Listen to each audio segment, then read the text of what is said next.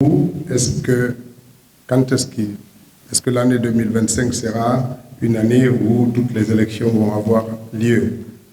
Je pense que c'est non, c'est impossible.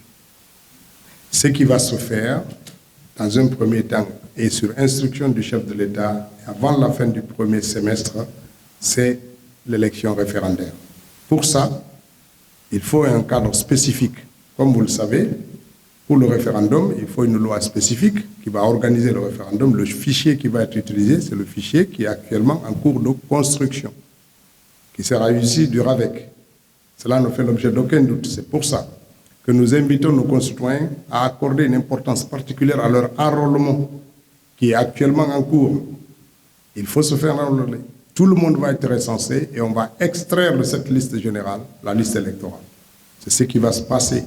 Et donc, il faut que les gens, nous encourageons les organisations de la société civile, les acteurs politiques, les partis, à faire une campagne pour que les Guinéens s'intéressent à cette activité s'enrôlent. Ça va réduire les sources de tension demain. La deuxième chose, c'est que l'organe de gestion des élections sera prévu dans la Constitution.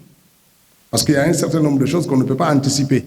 On ne peut pas à ce stade parler de l'organe de gestion des élections dans le pays, alors que la Constitution doit créer cet organe, créer éventuellement.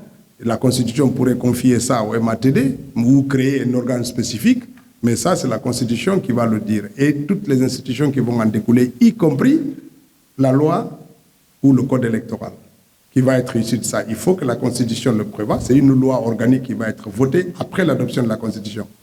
Donc, il y a d'abord quelque chose de spécifique qui va être mis en place, un cadre juridique pour encadrer l'organisation du référendum.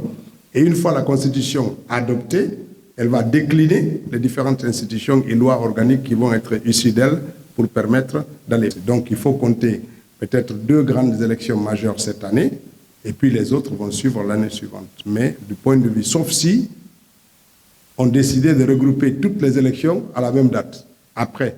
Ça, c'est un autre choix dont je ne peux pas dire aujourd'hui quelle est l'option qui va être retenue, mais si ça devait être séquentiel, ça veut dire qu'on ne peut pas faire toutes les élections en 2025. Il va falloir compter pour certaines élections, parce qu'il ne faut pas oublier qu'il y en a plusieurs qui nous attendent, d'après l'avant-projet.